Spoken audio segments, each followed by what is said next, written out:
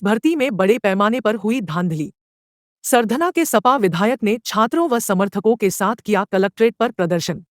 मेरठ सरधना के समाजवादी पार्टी के विधायक अतुल प्रधान ने पुलिस भर्ती में बड़े पैमाने पर धांधली का आरोप लगाते हुए विश्वविद्यालय के छात्रों के साथ कलेक्ट्रेट में प्रदर्शन किया तथा परीक्षा को दोबारा से कराने की मांग करते हुए धरना भी दिया। बाद में राज्यपाल के नाम संबोधित ज्ञापन अपर जिलाधिकारी को सौंपा। अपने समर्थकों तथा चौधरी चरण सिंह विश्वविद्यालय के छात्रों के साथ बुधवार को सपा विधायक अतुल प्रधान ने कलेक्ट्रेट में प्रदर्शन करते हुए धरना दिया।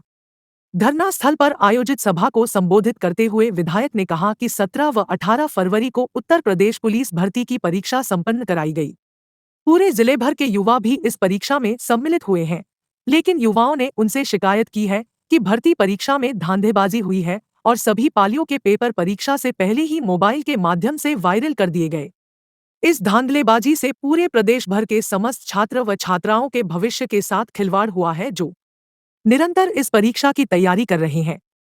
छात्र नेता विनीत चपराना ने मांग उठाई है कि परीक्षा रद्द कर सभी पालियों की पुनः परीक्षा कराई जाए और आरोपियों पर रासुका लगे। विधायक व छात्रों ने राज्यपाल आनंदीबेन पटेल के नाम संबोधित ज्ञापन जिलाधिकारी की अनुपस्थिति में अपर जिलाधिकारी को सौंपा। इसमें कहा गया है कि पुलिस भर्ती परीक्षा 2024 की जांच कराते हुए दोषियों पर कार्रवाई की जाए तथा परीक्षा का पुनः आयोजन किया जाए। प्रदर्शन करने वालों में माइकल, गौरव चौधरी, प्रशांत चौधरी, दीपक चपराना, आशु गोस्वामी, शाबान राणा, दिवाकर सैनी, रजत ठाकुर आदि मौजूद रहे। ज्ञापन देने आए हैं, किस विषय को लेकर ज्ञापन दिया गया है, क्या क्या पूरी मांगे हैं, सब बताइए। देखिए, अभी उत्तर प्रदेश में लोगों के नौजवान साथियों के बड़े इंतजार के बाद 5 साल के बाद पुलिस कांस्टेबल की भर्ती आई थी और उस कांस्टेबल की भर्ती में जिस तरीके से सोशल मीडिया पर या अखबारों के माध्यम से या सोशल मीडिया के अलग अलग प्लेटफॉर्म पर जो पेपर घूम रहा था, उससे ऐसा प्रतीत होता है कि पेपर आउट हुआ है। मैं एक जनप्रतिनिधि होने के नाते, चूँकि हमारे ऊपर जिम्मेदारी है एक क्षेत्र की, अपने ज़िले के संबंधित नौजवान साथियों की और प्रदेश के लोगों की भी, हम सरकार से मांग करते हैं कि उनकी जांच कमेटी ने भी कुछ नहीं किया।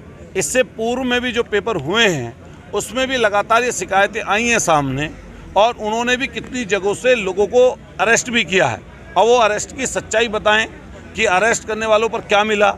इससे पूर्व के पेपर जो पेपर आउट हुए उनके बारे में जो उन्होंने जांच गठित की थी उसका आज तक कोई रिजल्ट नहीं आया। तो आज जहां 50 लाख नौजवान साथियों ने एक उम्मीद के साथ ये कांस्टेबल की परीक्षा दी थी, तो आज उनकी उम्मीदों पर पानी जो है फिरते दिखाई दे रहा है। तो ऐसे मौके पर मैं तमाम नौजवान साथी आज सैकड़ों हज़ारों की संख्या में मेरठ में भी इकट्ठे हुए हैं, प्रदेश के अलग अलग कोने में इकट्ठे हो रहे हैं। तो हमारा सीधा एक कहना है कि तुरंत जांच कराकर इस परीक्षा को जो है पुनः परीक्षा के रूप में तब्दील कर दिया जाए। सरकार व्यवस्था करे कि प्राइवेट एजेंसी को देने के बजाय सरकार अपने खुद के हिसाब से ये परीक्षा कंडक्ट कराए और जो ऐसे लोग दोषी हैं, जो पूर्व में भी दोषी रहे हैं या इस परीक्षा के पेपर आउट कराने में दोषी हैं, तो उनके ऊपर सख्त से सख्त ऐसी एनएसए के तहत कार्रवाई हो।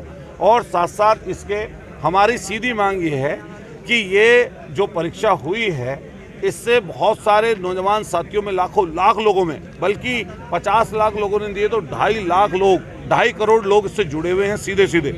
तो ये परीक्षा को पुनः कराया जाना चाहिए, जिससे कम से कम और वो पारदर्शिता रहे, लोगों को संतुष्टि हो कि हमारे साथ सही हुआ। जो बच्चे मेहनत करने वाले थे आज वो अपने आप को ठगा महसूस कर रहे हैं और जिन पर आस थी, जिनके परिवार के लोगों को आस थी, आज वो लोग अपने आप को ठगा महसूस कर रहे हैं। पूरी होने तक आपने नौजवानों से अपील भी करी है कि हमने अपील नहीं की, हमने सीधे एक अपील की है कि लोकतांत्रिक प्रणाली में शांतिपूर्वक तरीके से आंदोलन करना चाहिए और अगर आपको लगता है कि आपके साथ ज्यादती हो रही है तो आपको प्रोटेस्ट आने वाले समय पर शांतिपूर्वक तरीके से करना चाहिए।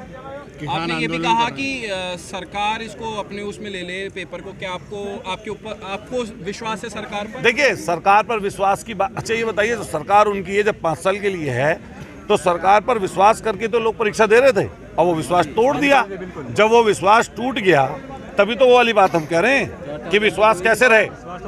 और सिर्फ लोगों को जातीय और मजहबी रूप देना, हर बात को जातीय मजहब के रूप में ढाल देना, ये चीज़ गलत है। इससे नौजवानों का भविष्य खराब हो रहा है। हम कहना चाहते हैं कि आज ऐसी स्थिति क्यों आन पड़ रही है। जब आप कह रहे हो 80 करोड़ लोगों को 5 किलो राशन दे रहे हो, तो आपने तो स्वीकार कर रखा है ना कि 80 करोड़ लोग हमारे यहाँ देश में राशन के लिए मोहताज हैं। तो जो बेरोजगारी की दर है, अरे आप एक फॉर्म भरवाओ ना, एक फॉर्म भरवाइए हर बच्चे से कि वो कितना पढ़ा हुआ है और बेरोजगार है या रोजगार है। इसी उत्तर प्रदेश में करोड़ों लोग निकल कर आ जाएंगे कि जो बेरोजगार हैं।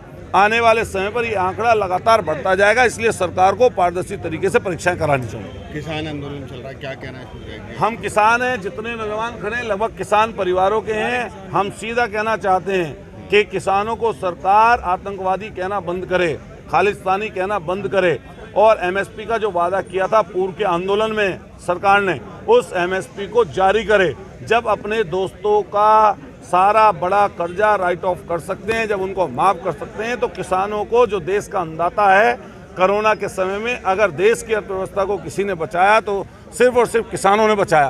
तो हम कहना चाहते हैं सरकार से कि सरकार एमएसपी तय करे, एमएसपी जो तय किया हुआ है फिर सुनिश्चित करे कि सब लोगों को एमएसपी पर उनकी फसल का दाम दिया जाएगा।